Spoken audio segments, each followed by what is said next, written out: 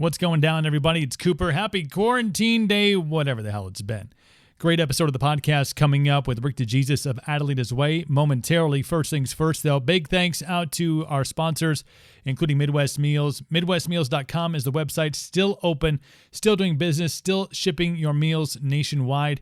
It's a simple process. You're looking to maintain, or maybe you've been slacking a little bit on what you're putting in your body over the last however many days you've been on lockdown, quarantine, safer at home. Midwest Meals has the answer to those questions. You go on, you pick your meals out, and they ship nationwide each and every Monday. So you got your meals set for the week, less to worry about, less cleanup, life better, feeling better, looking better, all's good. Hit the website and use promo code Cooper at checkout to get 10% off your first order. That is at MidwestMeals.com. Violent Gentleman Hockey Club online at violentgentleman.com. All of your hockey gear, the enforced social distancing line, ladies wear, everything from socks to belts to jerseys. You still want to represent hockey, even though, well, it's kind of gone bye-bye in the current status of things. But you want to look good. Maybe you're looking at cashing on that stimulus check if you haven't spent it already. Okay, mine's already gone. But at least go check out their line, violentgentleman.com. Also on all the social medias. They have great social presence. Go and look them up. Follow them, like them, get yourself some gear, violentgentleman.com, promo code Cooperville15 at checkout for 15% off that order. I'm actually enjoying myself a Rain Body Fuel Orange Dreamsicle right now, which is absolutely delicious in the fuel I need to get through with all these podcasts we've been doing. Of course, the live stream we added on Twitch and the videos on YouTube. And yeah, it's been nuts. It's been awesome, but people got time on their hands and they want to talk. So I'm here to give them the platform. But the Monster, the Ultra Zero, and of course the Rain Body Fuel getting me through the long days, early mornings and late nights. It's how things have been rolling around here, but all to get as much accomplished during this time that we have before things get back to semi-normal or next level or who knows. Question marks in the future, but Monster will be there. Rain Body Fuel, hashtag Monster Podcast.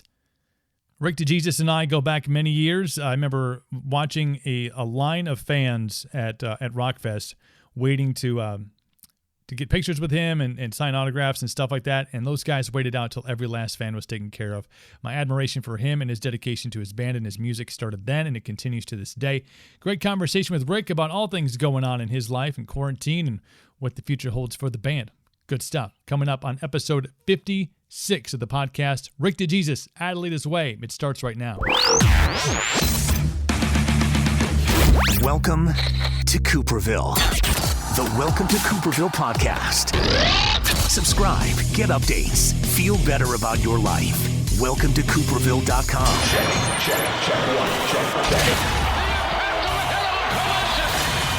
Welcome to Cooperville.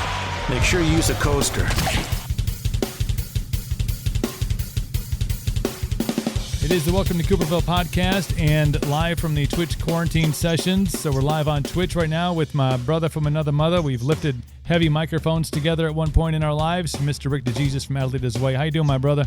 Feel great. How are you? Dude, we're making the best of the current status of the globe at this point. Oh, totally. Look, at the end of the day, it's about staying safe. We're getting to spend some time with our families. We're getting to learn a little different way of living, and we can make the best of it. As ready as I am to get back to life as we know it, it feels like it's going in the right direction, right?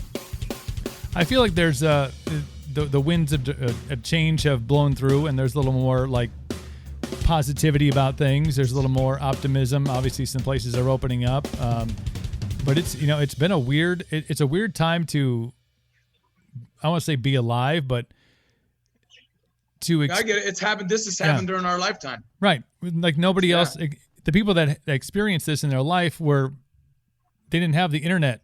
They lived in the Black Plague, man. They had to be secluded in like candlelight and psoriasis. And they just weren't anywhere near as advanced as us. I mean, look, when the Spanish flu hit, there was like 15 to 20 million deaths. I mean, we're in a very good place as far as this being a pandemic, right? I mean, you don't want to lose anyone, but the numbers comparably to what it could be and what it once was, we all have to sit here and feel grateful for science, grateful for God, grateful for medicine. Great, at the end of the day, we've come to a really, as humanity, we've come to a really great place as far as how much knowledge we have and how we're able to handle these things. I mean, look, like I said, the Spanish flu came, 15 million people died. Yeah. We've been able to narrow it down to, I believe the number, I don't know the exact death toll, but I believe it's under 100,000, correct? Yeah.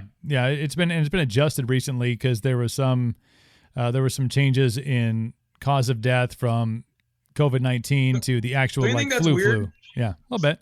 But don't you think it's weird, all these reports you're hearing that they're encouraging doctors to say COVID-19 death? That's weird to me. I mean, I'm not going to get too into politics of it. I don't want to be banned from any I don't want anyone after me, whatever, but I just find it odd that that's a thing.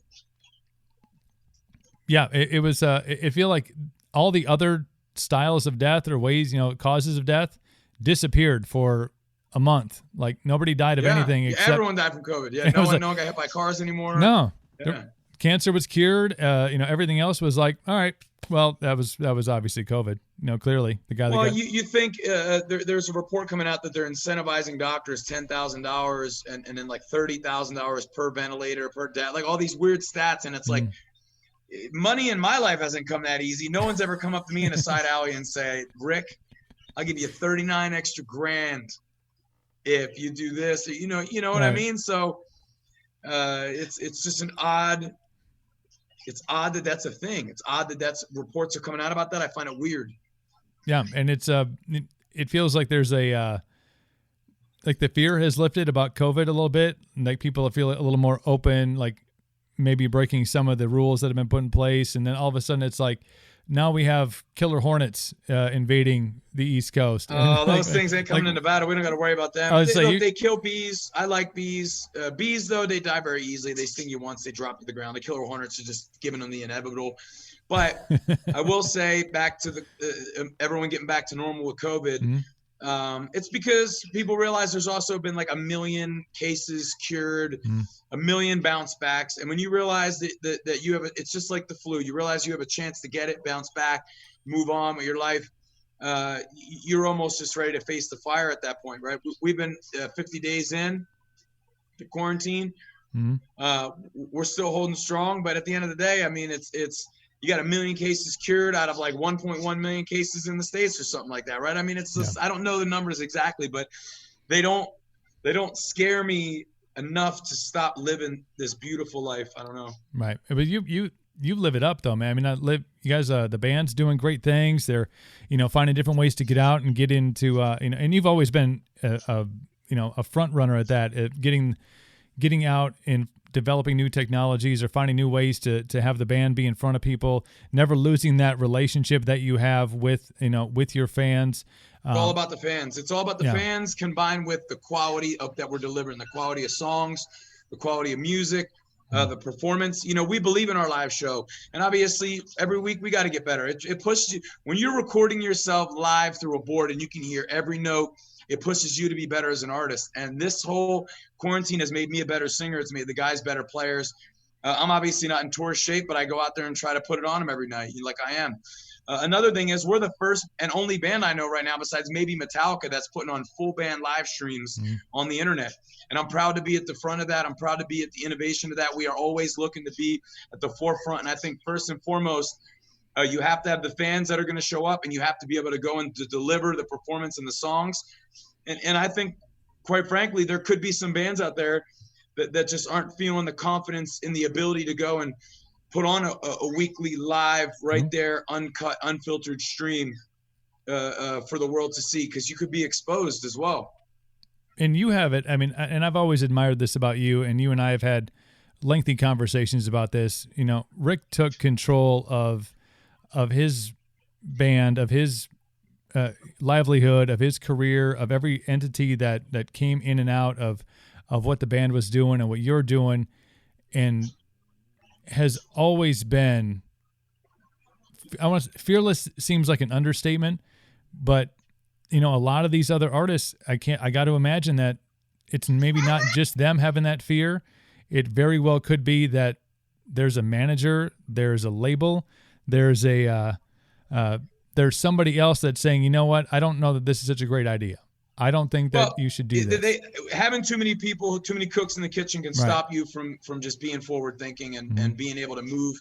A big thing for us is we move. I move. If I feel something, I move on it. If I want to go in the studio, I do it. If I want to write a song, I do it. And it's helped us create more content, better content than ever. And I love trying to be innovative. Again, we're at the forefront of owning our rights too. You know, I truly believe that a lot of artists are going to end up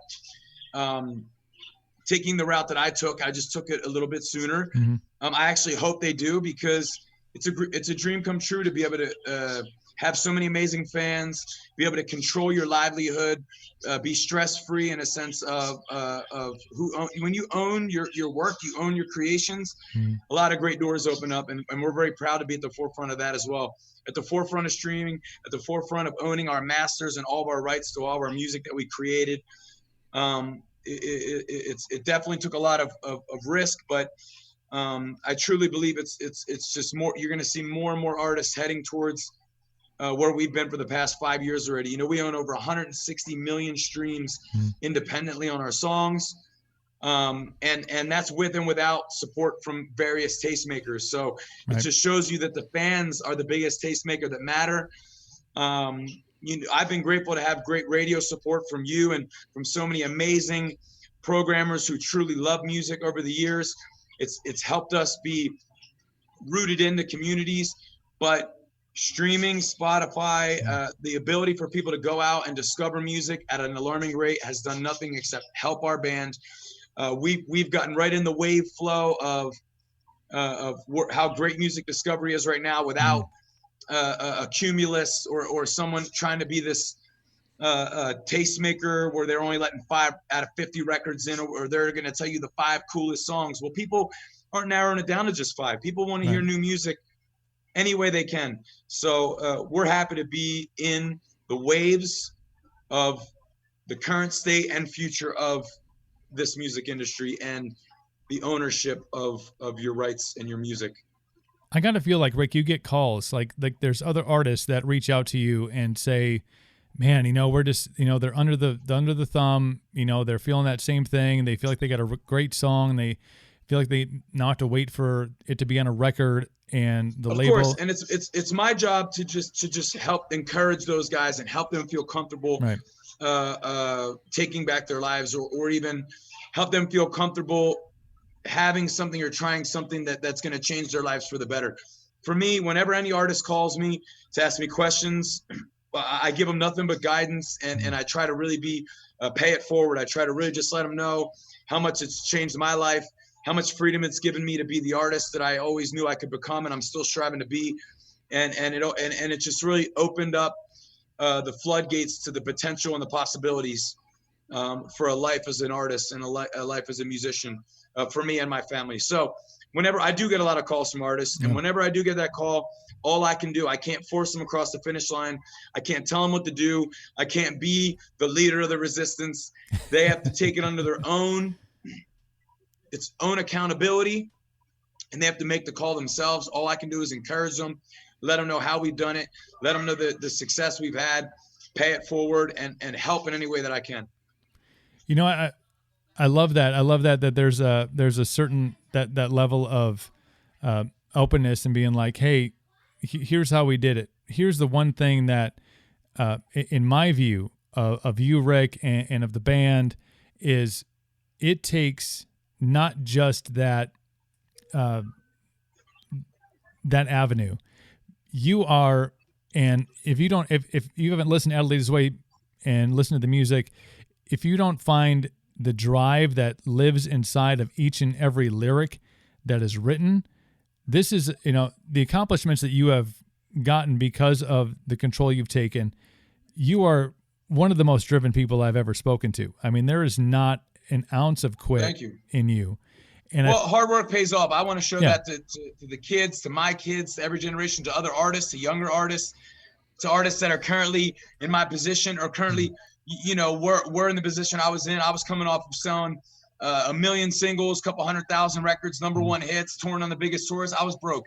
So, and when this industry is done with you, they want you to believe that they can just throw you in the garbage and you're done. You got to go be flip burgers is what they would say, which I don't think there's anything bad with flipping burgers. If you're flipping burgers, hard work is hard work. Right. But I want to stand for hard work a lot, and I want to motivate people, and I want to be a good energy, and I want to use the message that I can for the best possible things I can. Obviously, I have a whole career of songs. You hear many different Ricks over 11 years of making records, but I want the message that I spread with my music to be motivational, to be lifting, to be uplifting, to put you in a mood, to put you in a vibe, to put you in love, to make you feel any form of positive. At the end of the day, I'm going to write a song about it, but I'm a soldier of God, man. I try to be the best that I can be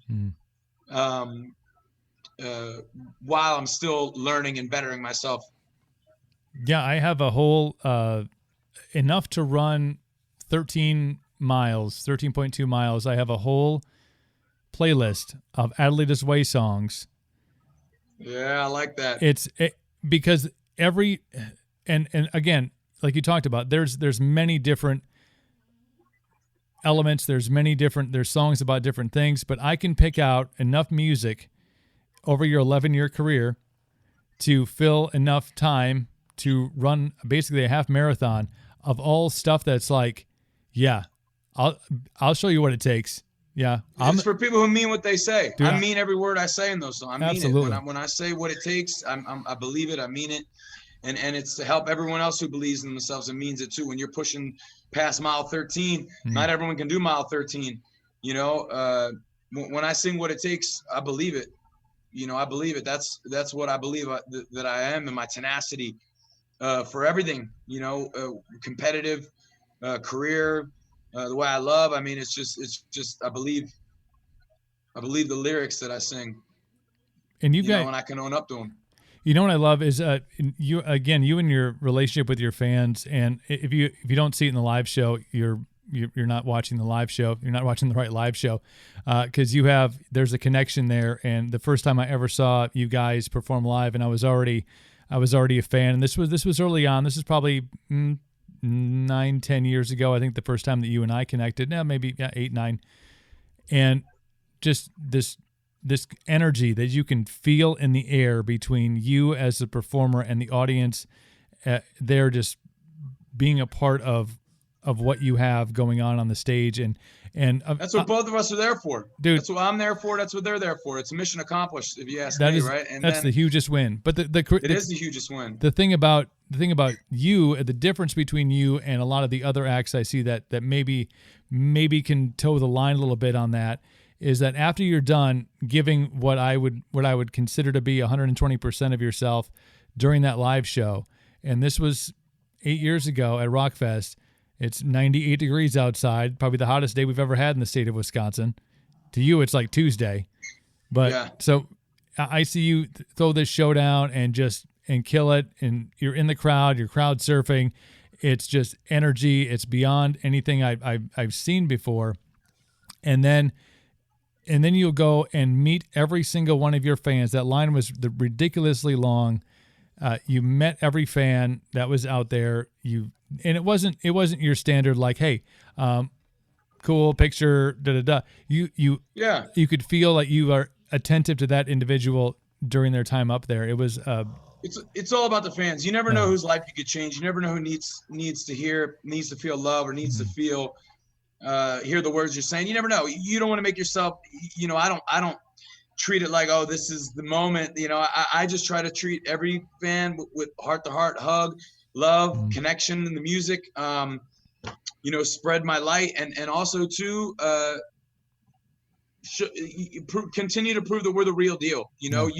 If you can look at someone up and close and personal and be right here face to face with them and feel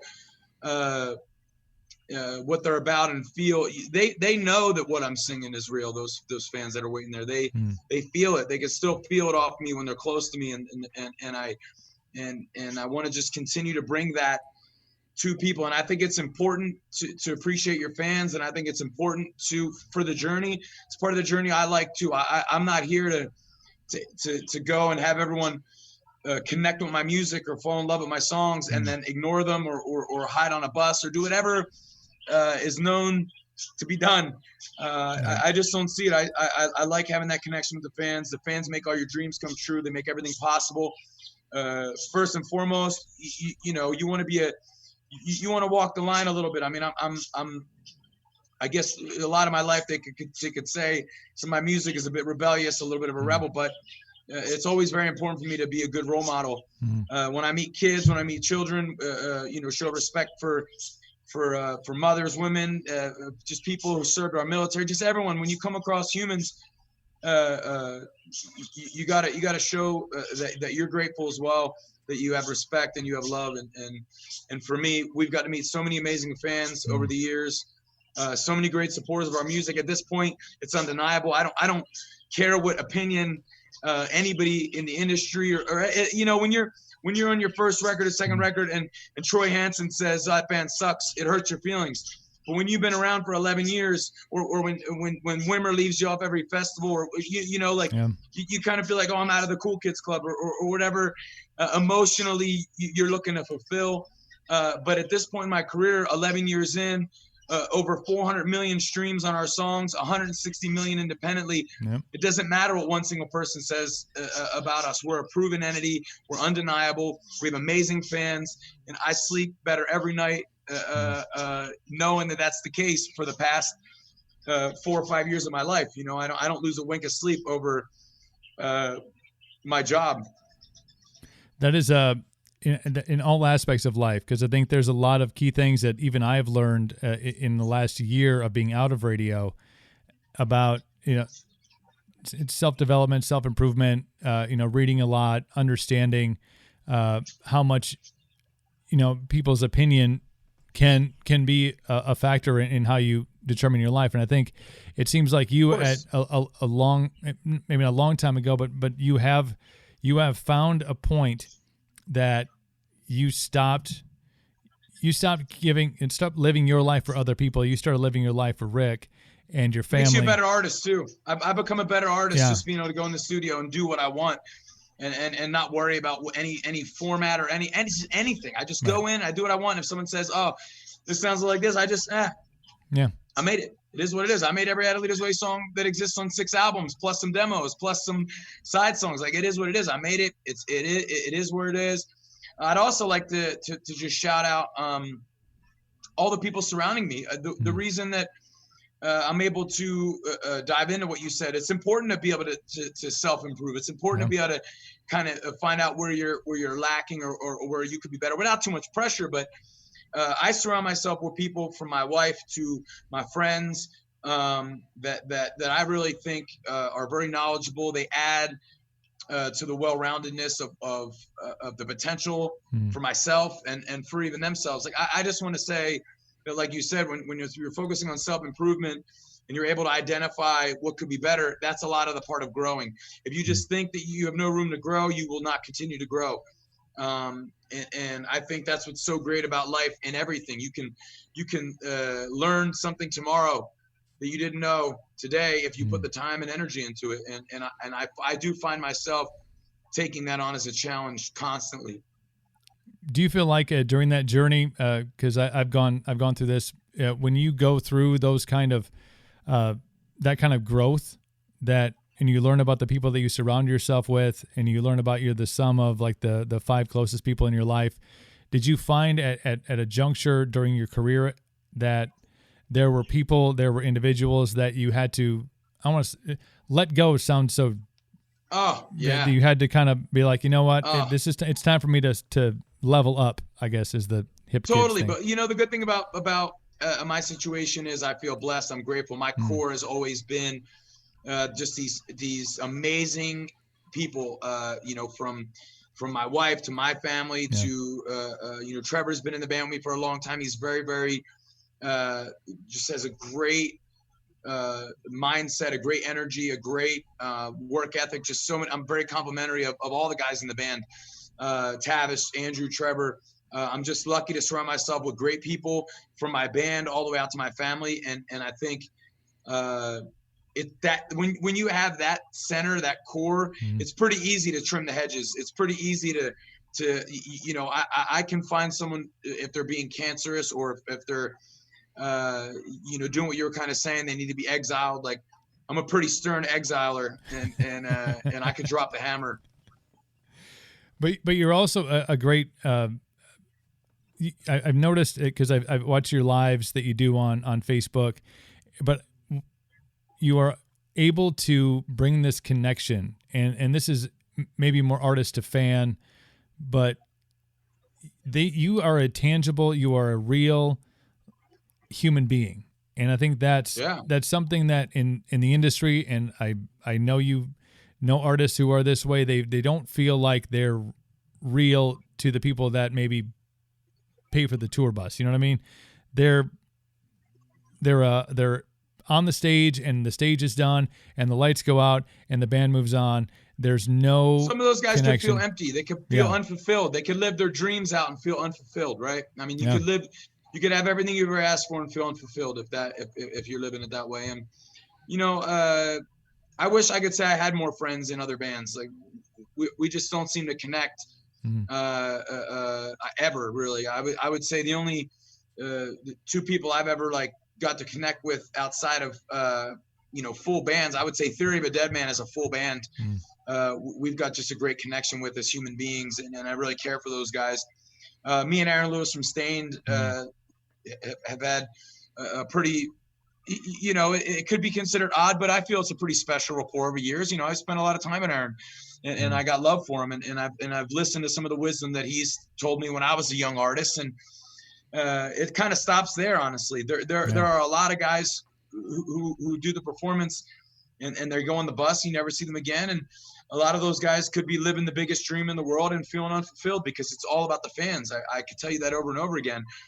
How can you feel fulfilled when you don't truly know the people that are supporting you, or truly know the people you're connecting with that are listening to your songs, and you're changing their lives, or you're changing their day, or you're changing their minute? It doesn't matter. It doesn't have to be a life change. It just has to be a mood, right? Yeah, because a lot of, especially from a fan level, from a fan perspective, that one moment in time, that one 10, 15, 30-second moment that they get with somebody who wrote a song or sung a song that changed something in their life, or gave them hope, or took them out of a bad situation or out of a toxic relationship. You go up and you anticipate this moment because you have all this adoration for this person that wrote something that spoke to you in a certain manner that changed your life. I mean, maybe it was a life or death thing, and you get that moment, and it turns out to be more detrimental than it does positive. I've seen it happen. I've seen it happen too, and honestly, I probably have been a part of it happening. Everybody has their days, right? I mean, everyone has days where they just feel a little off, or but for me, my willingness to be there for that position, to put myself in that position, you can't take that away from me. I'm always willing to sit there and put myself in front of the fans and engage with them. Like I said, everyone has their days. If you're out there and you're meeting your fans and you're a little under the weather, you're having an off day or whatever, and somebody doesn't get that magical spark they were hoping to get when they see you, that is what it is. That's life. But I think being there and putting yourself in the position to meet them goes a long way. Yeah. Are you a routine guy? Do you, especially during these weird times that we're living in, where everything's kind of it's off centered a little bit? Are you a routine guy? Do you have a structure you like to keep with your day? As far as do you have a morning routine? Are you, what's how do you flow throughout the course of the day? I'm sure it's different. I like to flow, relax, kind of doing whatever we want. I mean, without sounding like, I like to be very relaxed. I like my life the way it is. We kind of wake up and I get on a routine, when normalcy's here. Yeah, we tend to go to the gym same time every day together. We tend to spend 2, 3, 4 hours in the gym every day together. You do find yourself in a routine when life's normal, but during this quarantine, I've had a tough time locking myself into a strict workout regimen.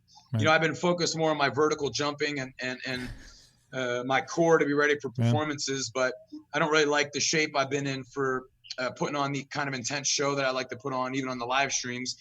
I feel like if when I leave those shows, I feel motivated to kind of put more into my workouts. You know, I just do the basics every day. I jump rope, I stretch, I push-ups, I do lunges, I do squats. I'm very obsessed with my vertical jump right now. I play basketball. Yeah. I love basketball.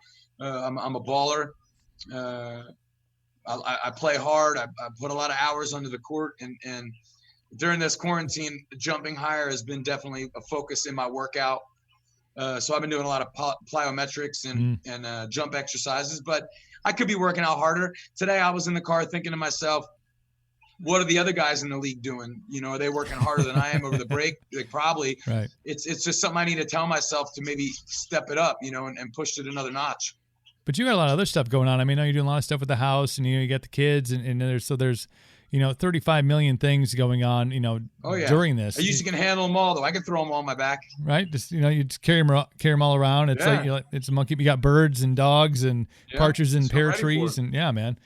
But I like to be built for all that, man. I like to be, in the weird grand scheme of things. And this is without taking a personal. I'm not getting personal to anyone, because I want everyone to do great. I want everyone to be at their best, but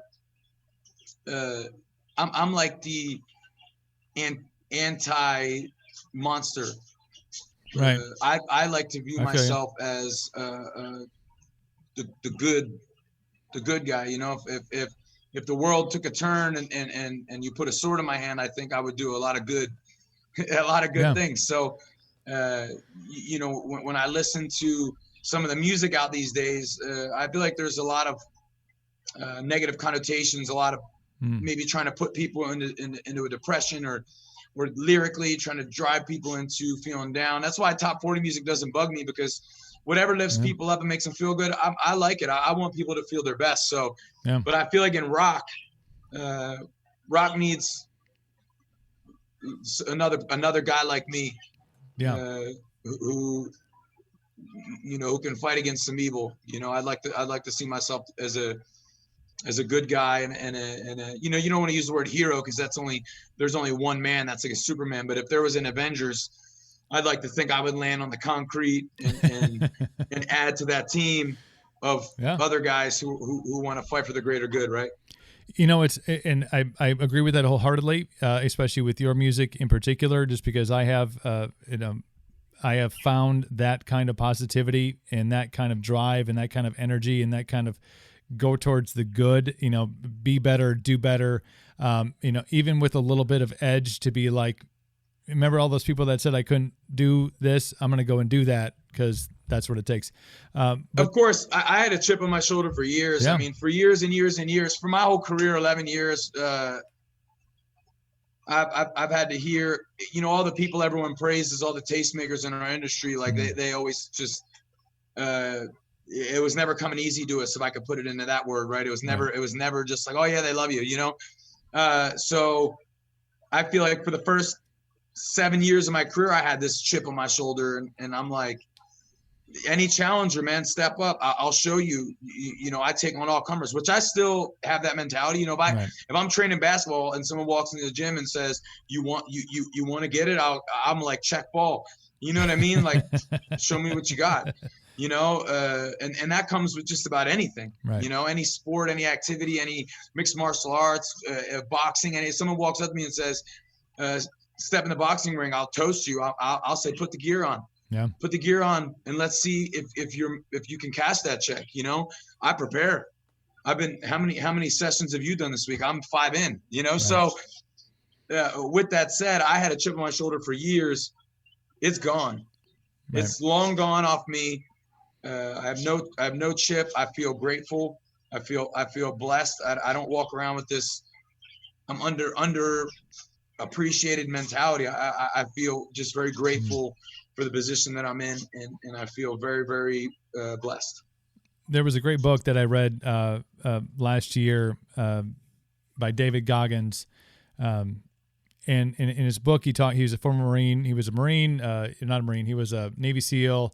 Went on to do Marine Ranger training, Army Ranger training, Special Forces. Just dude was an absolute beast in the military, and came from a background that was not really conducive to being successful in anything. And he talked about kind of those same things about not having a chip on your shoulder, but when you are in, and he puts it in more because he does, the 100-mile decathlon thing, just like crazy running experience, running events. And he goes, when you get to a point where you're out of that gas that you can internally put into yourself, he's like, you dig into what we call the cookie jar. And the cookie jar is where you keep, and it's under a seal. But when you need to open that thing up and you need to find a little bit of extra oomph to get you through that next mile, he's like, you reach in there and you go, there was that one person, and I'm going to look at them. I'm going to feel this person in my vision right now when I'm running.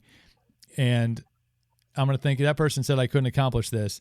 And that, I have quite a few of those, totally. Yeah. And that gives you that extra accelerant to get through things. And I've adapted that. Can't Hurt Me is the name of the book. It's fantastic. It can even be a positive too, man. Yeah. It can even be, for me, when I look at what other artists are doing, there's some great artists out there, and there's some artists out there that can really motivate you to elevate your game. And there's some in our genre. I've gotten to tour with Shinedown, Brent Smith. He's a very motivating figure, very talented individual. And when we got to tour with those guys, I was a younger artist. I always wanted to be more in the realm of what he's doing than kind of gravitating towards the darkness or darker side of things, right? So I just really think that can go both ways. You could find that face that maybe I could find a guy at a festival who in a big band that snubbed me or whatever, and you can hold on to that, or you can look at some of your peers who are really delivering constantly great songs, great messages, great performances, and you can think about that when you're trying to reach into the cookie jar. Like, where do you want to fall, right? Right. Who were the first, like when you were growing up and you remember music finding its way into your life, who were the artists? Like, what was the music that really gave you that alleyway to say, this is, I like this. Like, this could be my thing. This could be my avenue. I'm not going to go in this direction. I'm going to gravitate towards music. Do you remember those artists, like who they were that really put that fire inside of you before you got into to doing this as a career? Yeah. It breaks my heart a little bit, that question, because a lot of the artists that I grew up in my room playing video games or I was listening to the records, and sadly, a lot of them have taken their own lives. Chester from Linkin Park, Kurt Cobain, Nirvana, Chris Cornell, Soundgarden, loved Audio Slave, a band that probably one of my favorite bands of all time. But I've always been generally more of a songs guy. I always loved Foreigner. I mean, whatever was the hits going on. I remember my friends used to make fun of me because there'd be like a just any hit song, any hip hop song, I'd be listening to it. I liked it, I love songs. I appreciate great melodies, great songs. I appreciate just great music in general, no matter where it came from. So I was a multi-genre. I listened to R&B coming up, hip hop, rock, everything. And I think that bleeds over into our music too. I don't really just see us just as solely an active rock band. I think we have a little bit of all the flavors of the music I grew up listening to, and everything that I'm connected to comes out when I create too. So, but I would say that the 90s for me was definitely full of a lot of Stone Temple Pilots and Soundgarden and God rest all those guys. I pray for Chris and Chester and Scott, and it really bums me out all the time when I think about that. I've been having a lot of time, lately during this, and found myself kind of diving down the rabbit holes into like specific things I remember growing up. And STP was a huge one, I think, as far as the 90s go. Just listening to Core and listening to Purple and like the whole, like all the record all the way through. Hit songs, just such hits, one after another. And even like the cuts that didn't make radio, I'm like, God, that was this the voices and the melody, and it was music that you like felt. You felt it, and I feel that way. You're not going to get it anywhere else except from those guys. You're not going to get it if Scott's not giving it to you.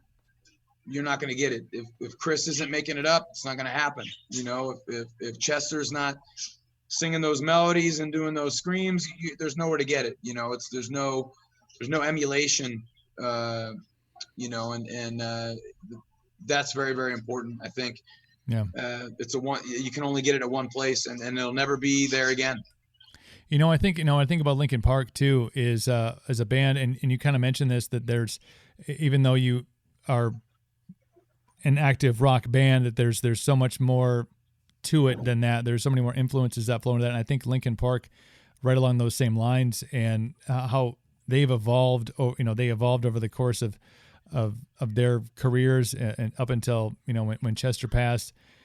And I was always proud of their evolution. It was I was amazing. always proud when artists evolve and they make a record that just sounds like the record they wanted to make. I'm always proud of them. And honestly, an important part, no matter what, if you make a record that sounds exactly like the last one you made or sounds completely fresh, you have to have hits. Right. If you don't have hits, it doesn't. If you make a record that you want to make and it's so different and it sounds so fresh and it has a hit on it, it'll change the game. Right. If you don't have the hit on it, it'll be considered a stiff, so you can go in the studio, you can try different things, you can be bold, it just has to come with making sure that there's hits, that people are connecting. The majority are connecting. Yeah. There's going to be the outspoken minority that has their 2 cents they like to put in, and usually that's via social media, and we all have to deal with that kind of shit. But so having all this time at home, and I know, like I said, you've got projects going on, you got a bunch of things going on, but being at home with the wife and the kids, I mean, has this been like because you're a doer, man, you're a go-getter, and I know you still are at home. Has this been I don't want to say a blessing in disguise, but to have that time with the kids, who are beautiful in the background, and I've seen them on your Facebook Lives playing with birds and singing. It's just been amazing. Has this been a great experience for you, just because you have to, not be out doing your craft, not be out doing what you love doing in your career, but having this time to spend with the ones closest to you? Has this been good for you? It feels we're like on cruise control here with love. Yeah. I feel the kids, they grow up too fast. Yeah. Having 50 straight days, every minute of the day with them. You can pick out the little things that you could complain about, right? But right. I don't focus on those things. There are so many moments in here, so many memories we're creating, and it honestly shows that life's better than ever when you can do 50 days in quarantine with your wife and 2 kids, and you're waking up every day, just feeling like you're living the good life, and you're blessed and you're grateful for it. It is an amazing thing. It's very, I don't want to say enlightening, because I already always try to appreciate those things, but I'm a touring artist. I tour a lot. This could be time that I'm away from my kids. They're just getting to know me better through this time, and I'm getting to know them better through this time. And I'm enjoying it outside of the school teaching, which my wife's doing the majority of anyway. This has been a pretty smooth sailing quarantine, and we're just looking forward to getting back to our jobs and getting back to normalcy. So when the chains come off, when they open the gates, and they won't do it, it won't be a full on, everybody's out, the dog is let off the chain, and you can run and gun and do what Adelitas Way does the best, and that's just go and kick ass, on a touring level and release great music. When you guys get back to the next level of normalcy and you're able to go out and tour, I mean, I'm imagining the energy in 2 different ways. The fans who have been deprived of live music, and I think the appreciation that has grown because of the fact that they couldn't see a show. I know you guys were scheduled up here. You don't know what you got till it's gone, right? Yeah. I know you guys had a date up here last month, and obviously didn't happen, but we don't have no one holding us back. So we're going to be at the forefront when this opens up. When this opens up, we're going to be one of the first bands on the road promoting our record. We got new releases coming. Shine On is a new singles dropping in a couple weeks, the first week of June, I believe. And then we have a whole record that's going to come out. We're going to do it very, very strategically the way we release it. We're going to make sure we do our part with Apple and Spotify as part with the pre-orders. And then also we're going to make sure we drop tracks for our fans, which is our number one priority, is the fans. It's a fantastic record. I can't wait for everyone to hear it. But when everything opens up, when the chains are off, we're going to get right back to work. We're going to be one of the first bands out because we don't have to answer to anyone. We just go and do it. And we got a record that we got to promote. And I got a backyard that I got to finish. So it looks beautiful. I've seen it. It looks beautiful.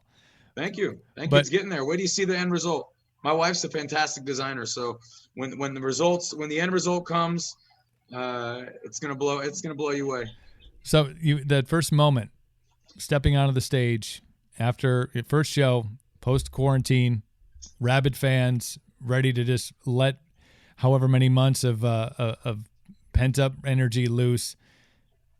I mean, can you? I know I've seen you have those feelings on a stage in front of 25,000 people before at Rockfest.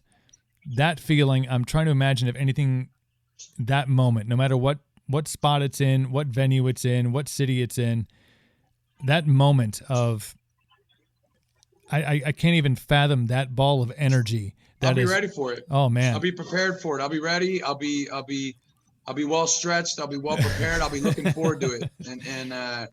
And it's going to add to that moment. We're ready to go out and put the best performances of our careers on.